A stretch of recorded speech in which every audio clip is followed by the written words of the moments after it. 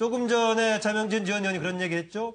전병헌 수석처럼 본인이 가지고 자꾸 해명해서 한다면은 만약에 근거가 약하다면은 나올 수도 있는 거 아니냐 이런 얘기했는데요. 관련 얘기를 해보겠습니다. 아다시피 지금 최근에 검찰이 구속했고 심지어는 영장실질심사에서 구속이 받아들여졌던 두 사람 있죠.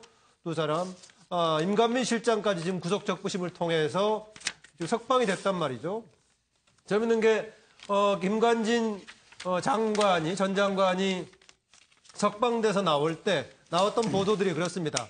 구속적부심 청구라고 했을 때 본인은 부하들이 있는데 구속이 돼 있는데 내가 개인적으로 나올 수 있느냐라고 거부했던 보도도 있는데 물론 사실은 제가 확인한 건 아닙니다만 그런데 그 부하라고 얘기하는 정책실장까지 석방이 됐단 말이죠. 그런데 또 다른 맥락에서 전병헌 전 정무수석, 문재인 정부의 정부수석이죠. 전 수석은 구속영장이 기각됐습니다. 이 두 사람은 실질심사를 통해서 구속이 집행이 돼 있는데 구속적부심을 통해 석방이 됐고요. 그다음에 전병헌 전 수석은 이제 구속영장을 청구를 했는데 실질심사 과정에서 좀 기각이 돼 있는 상황입니다. 이것을 지금 두고 어떻게 해야 될지 지금 홍준표 대표는 별로 이걸 깎아서 얘기하고 있는 것 같습니다. 역시 검찰이 지금 표현을 그렇게 했습니다. 망나니 칼춤추고 있는데 이건 뭔가 균형 맞추려고 하는 거 아니냐. 결국은 이거 대체로 끝나가는 거 아니냐. 이런 식의 얘기를 하고 있는데 이 사안에 대해서는 다양한 해석이 굉장히 나오고 있는 것 같습니다. 한편에서는 검찰의 판단과 법원의 판단은 다를 수도 있는 거 아니냐라는 얘기고 조금 검찰이 무리하게 하고 있는 거 아니냐 이런 주장도 반대로 있고요. 또 이게 이후에 지금 적폐청산 관련해서 검찰이 주도하고 있는 수사 과연 어느 방향으로 지금 시대로 진행될 수 있을지 이런저런 해석이 나오고 있는데요. 아마 패널들의 의견도 다양할 걸로 보는데요. 자료화면을 보고 나서 패널들의 의견 듣겠습니다. 사이버사 댓글 공작 관련해서 지시하고 보고 받으셨습니까? 네, 북한의 기만적인 대남 선전선동에 대비해서 만든 것이 국군 사이버사령부 사이버 심리전 단이고 그들은 본연 임무 수행을 위해서 최선을 다했습니다. 이명박 전 대통령께 보고하셨습니까? 장관님, 박근혜 대통령 각하님으로 결집해 주십시오, 장관님. 네, 장관님. 잠깐 나와주세요. 장관님, 지금 박근혜 대통령 각하님께서는 불법으로 나와주세요. 현재 심경 어떠신지. 수사가 계속 될 테니 성실하게 임할 겁니다. 장관님, 잠시만. 지금 박근혜 대통령 각하님께서는 나와주세요. 저 향후 재판에는 어떻게 임하실 계획이세요? 박근혜 대통령 사실 각하님은 소명됐다고 보십니까? 여러분, 예, 앞으로 수사에 계속 성실히 임할 겁니다. 자.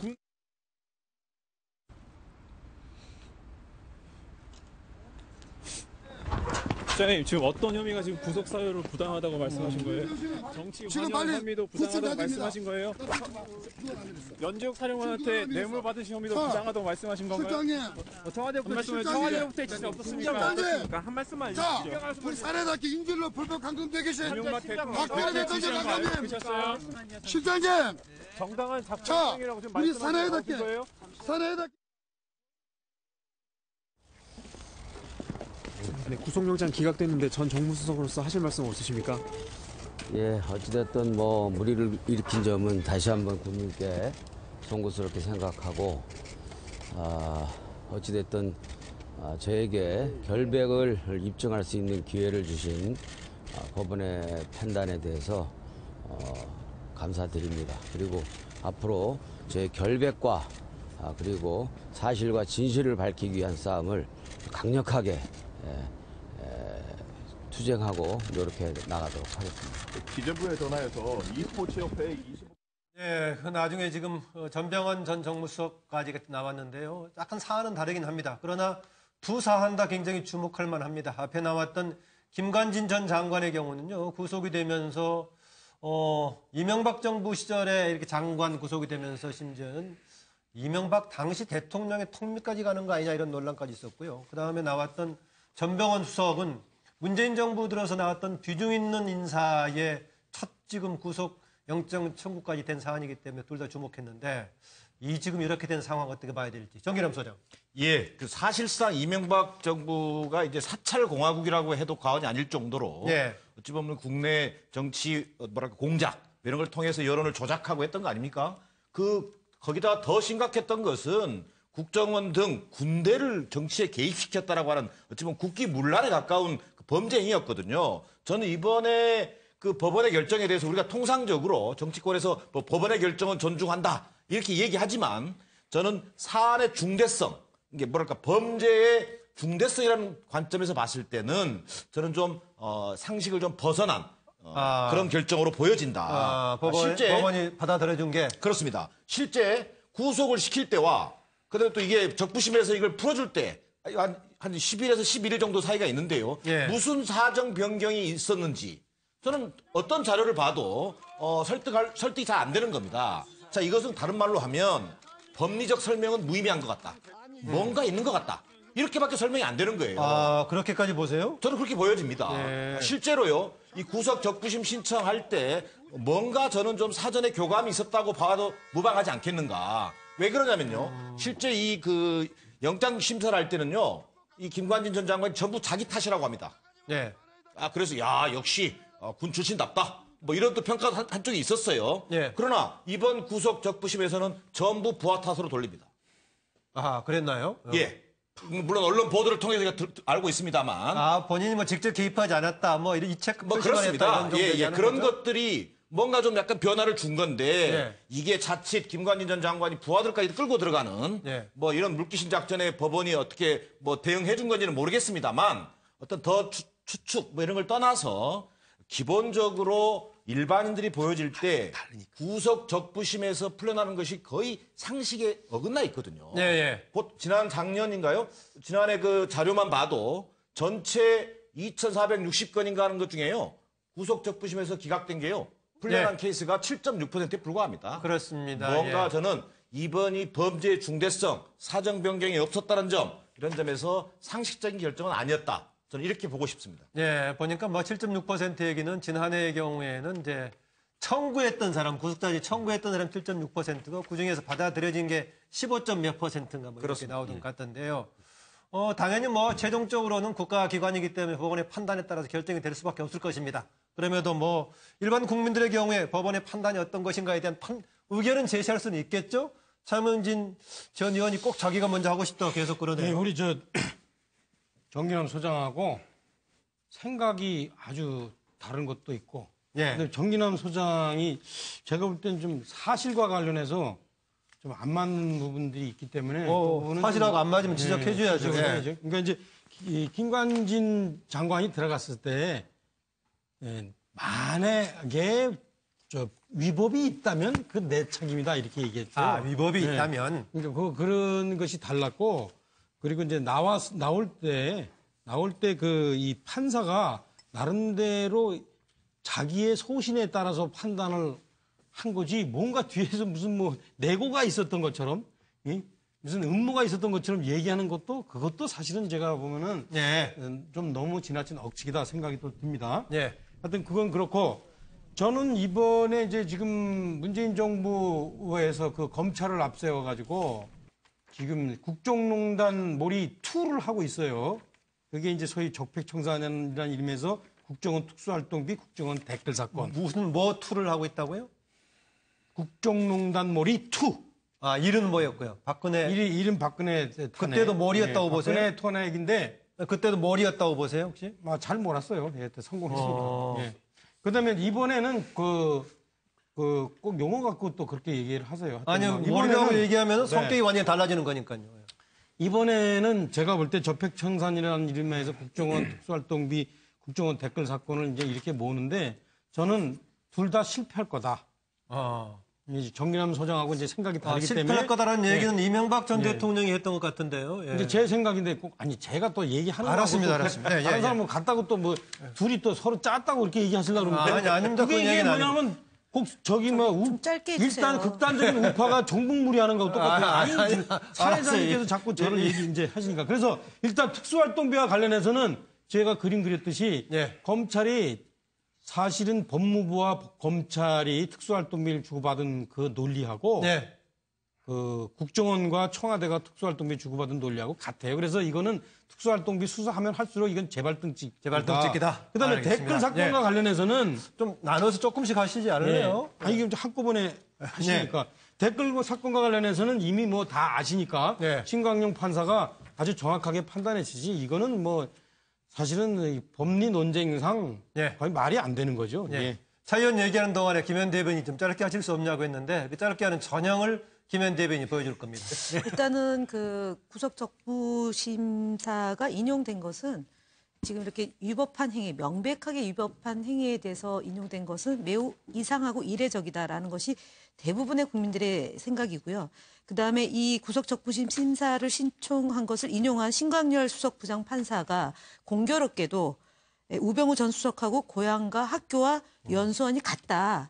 그래서 우병우 전 민정수석에 가깝거나 손을 타면 이상하리만큼 이 구속영장 청구가 기각이 되고 또는 그 구속적부심 심사 청구한 것이 인용된다라는 점이 공교롭게도 일치하는 겁니다. 그래서 이것이 네. 우연이냐? 절대 우연이 아닙니다. 그래서 어저께 사실은 그 종결점은 어저께 우병우 전 민정수석이 재판을 받고 나오는 와중에 수사관에게 핸드폰을 압수당하는 일이 발생했습니다. 영장을 청구한 것이. 그래서 저는 그 모든 것의 이 결정판이 어저께 우병우 전 민정수석이 핸드폰을 압수하는 그것으로 퍼즐 맞추기가 되기 때문에 조금 전에 차명진 전 의원께서 말씀하셨던 내용은 다음번에 얘기할 때는 좀 그렇게 주장을 못하지 않을까 싶습니다. 그러니까 지금 그런 고리에 우병우 전 수석이 있을 개연성이 있고 검찰도 그걸 파악했기 때문에 어제 재판 끝나고 나오는 도중에 전격적으로 핸드폰을 압수하는 했다라고 지금 보고 있군요. 이거 아주 심각한 얘기인데. 정혁진 변호사. 네네. 일단 조금 다들 이렇게 의아하게 생각들 하시는 것 같은데 제가 정리를 갖다가 해드리면 그 사람이 구속이 되면 그 엄청나게 그 심적 압박이나 여러 가지로 부담이 되거든요. 그래서 어떻게든 그 구속을 면하려고 하는데 크게 세 가지 단계가 있습니다. 첫 번째는 영장 실질 심사하는 거거든요. 그러니까 이 영장이 실질적으로 제대로 발부가 됐는지를 심사하는 건데 근데 요번에 이제 전병헌 수석 같은 경우에 영장 실질 심사에서 잘 빠져나오게 된 거죠. 그 다음에 이제 그 김관진 전 장관 같은 경우에는 영장 실질 심사에서 이거는 구속영장 발부된 게 맞다 해가지고 구속이 됐는데 그 다음에 이제 변호사들이 하는 것이 구속적부 심사입니다. 말 그대로 구속이 적당한지 부당한지를 심사하는 거거든요, 법원이. 근데 영장 실질 심사하는 판사하고 구속적부 심사하는 판사는 서로 다릅니다. 그다음에 요번에 그런데 보통 이렇게 영장 실질 심사를 통해서 구속되고 이후에 구속적부심을 청구하는 경우는 그 기간 동안에 무슨 사정 변경이 되게 있는 경우라면서요. 지금까지 똑같은 경우가 아니고 그렇지는 않습니까? 꼭 그렇지는 않고요. 무슨 화해를 했다든가 뭐 했다든가 이런 건 아니고. 그러면 더 많이 받아들여지는데 그 법의 요건상 형사소송법상의 요건상으로는 구속적부심을 갖다가 심사하는 판사가 구속이 계속될 필요가 없다라고 생각하면은 그러면은 이제 무조건 풀어줄 수가 물론 있는 건데. 그러니까 받아들여졌겠죠. 근데 제가 봤을 때 어떤 부분이 문제가 있냐면은 그 김관진 장관 같은 경우에 그 주요 혐의가 군형법상의 정치 관여죄거든요. 그런데 김관진 전 장관은 2008년까지 군인이었습니다. 2008년까지 합참의장이었거든요. 장관이 2010년도에 됐는데 문제가 된 거는 장관 시절의 그 댓글들 아닙니까? 그렇죠. 그러니까 원칙적으로 따지면 군형법의 대상이 아닙니다. 왜냐하면 예비역 군인이기 때문에 현역 신분이 아니기 때문에. 그다음 두 번째는 그 군형법상의 정치 관여죄가 2014년 1월 달에 아주 대폭으로 개정됐거든요. 그 이전에 그 규정들은 굉장히 모호하고 좀 추상적인 그런 규정들이었는데. 그러면 이번에 검찰이 구속 요구하는 과정이라든가 법원의 판단 과정 속에서 그런 문제가 제기된 적 있습니까? 그래서 제가 기사를 봤더니 이번에 구속적부 심사할 때 영장 실질 심사할 때는 모르겠는데 구속적부 심사할 때는 그 김관진 전 장관의 변호사들이 이런 부분들을 갖다가 지적을 한 것 같습니다. 그래서 그 신광열 부장은 사실은 강부영 판사보다 한 10몇 년 또 선배고 또 법조 경력이 더 긴 사람이거든요. 그래서 그런 부분들이 감안되지 않았을까 제 개인적인 추측입니다. 예, 그렇군요. 뭐 지금도 두 분의 경우는 약간의 뭔가 좀 그 완전히 법에 따른 판단 이상의 다른 게 있을 개연성을 지적했고 전혁진 변호사는 뭐 달리 좀 해석을 하고 있군요. 네, 이정무 실장. 네. 저는 그 우리나라가 삼권이 분리되어 있다. 그리고 중요한 건 사법부의 권위가 어떤 때 설 수 있느냐라는 겁니다. 사법부의 권위는 어떤 때 설 수 있냐면 그 사법부의 판단이 나의 생각과 일치했을 때 내가 박수를 보내줄 때 사법부의 권위가 서는 건 아니거든요.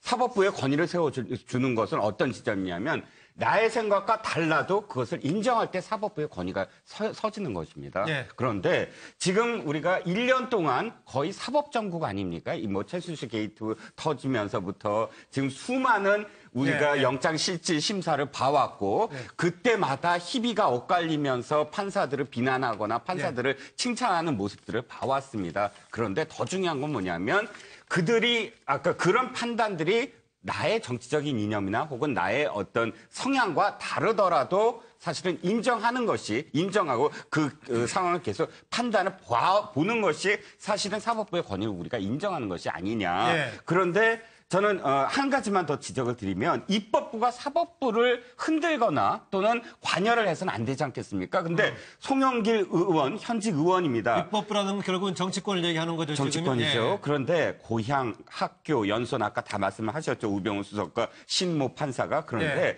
마지막 이 표현은 하지 말았어야 될 표현입니다. 같은 성향이다.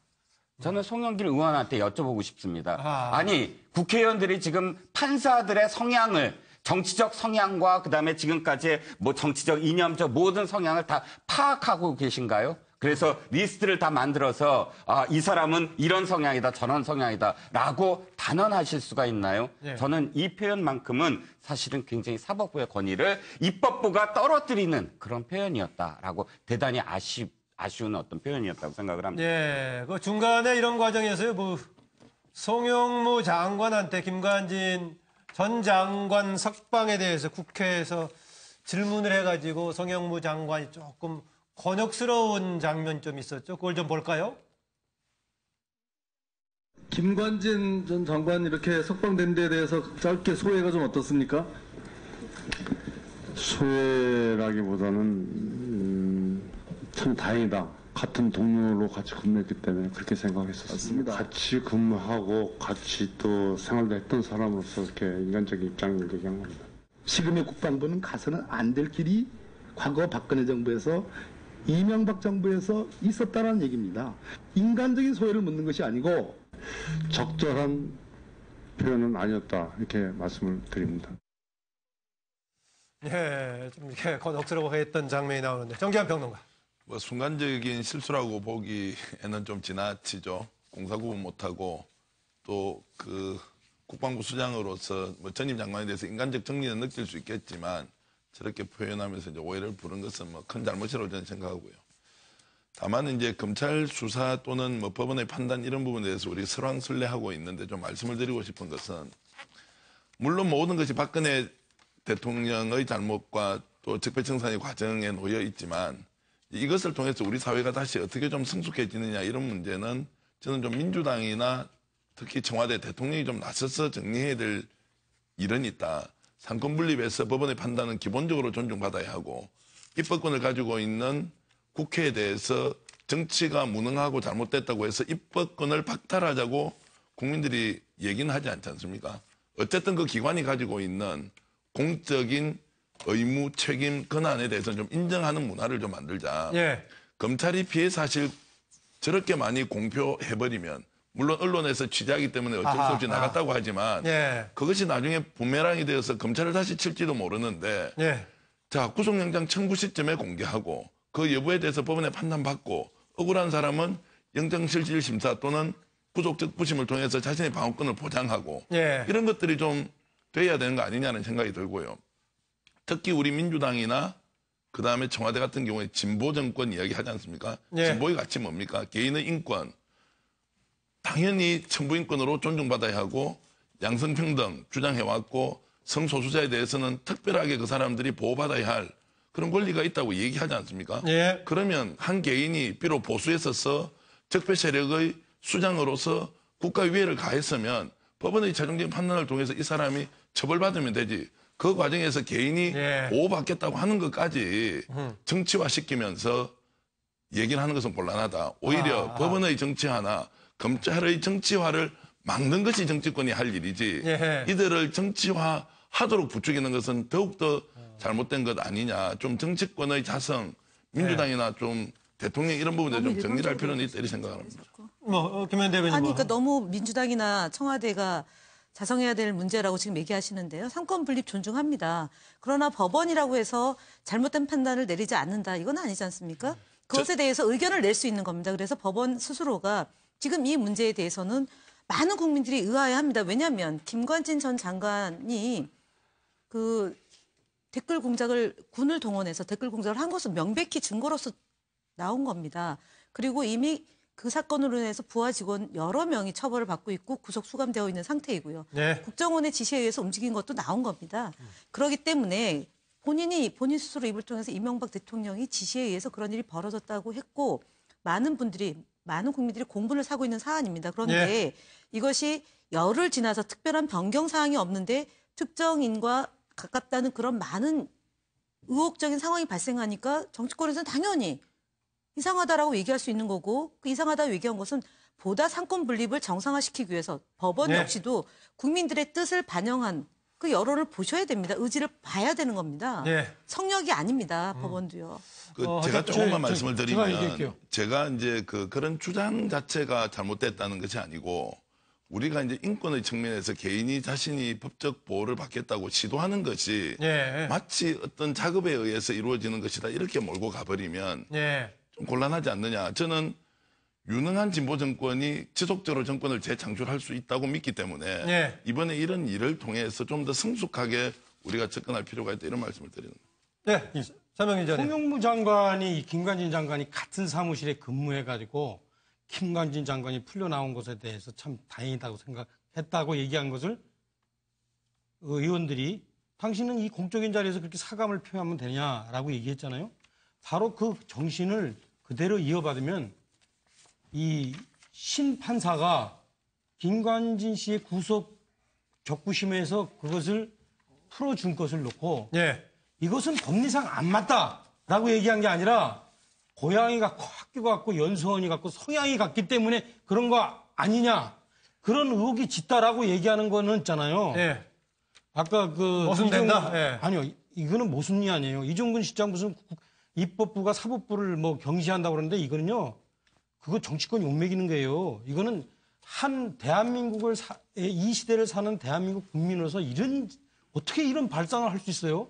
판사의 판결에 대해서 나하고 생각이 다르다가 아니라 저 사람이 무슨 연고가 있다. 그 얘기를 지금 하는 것 자체에 대해서 부끄럽게 생각 안 하세요? 아니, 근데 그것에 대해서 예를 들어서요. 알겠습니다. 지금 그 자유한국당에서 우리법 연구에 소속되어 있는 분에 대해서 성향이 다르기 때문에 또는 성향이 잘못됐기 때문에 대법관이나 아니면 헌법재판소장이나 될 수 없다고 그래서 이미 부결시켰던 것이 현재의 상황이었습니다. 그래서 제가 얘기하는 거는 지금 송영길 의원이 얘기한 걸 갖고 지금 두 분이서 격렬하게 지금 비판을 가하시는데 물론 그것이 잘못됐다고 얘기할 수도 있겠지만 오죽하면 여북하냐라는 말이 있습니다. 이렇게 이상한 일이 벌어지는 것에 대해서 정치권의 한 인사가 문제 제기하고 의혹을 제기할 수 있습니다. 왜? 자유한국당에서 하면서 더불어민주당에서 하는 것을 마치 크게 문제가 있느냐 거기까지요? 너무 부각시키는 것은 정당하지 못하다라는 점을 말씀드리겠습니다. 이 부분은 상당히 좀 의견차가 있는 것 같은데요.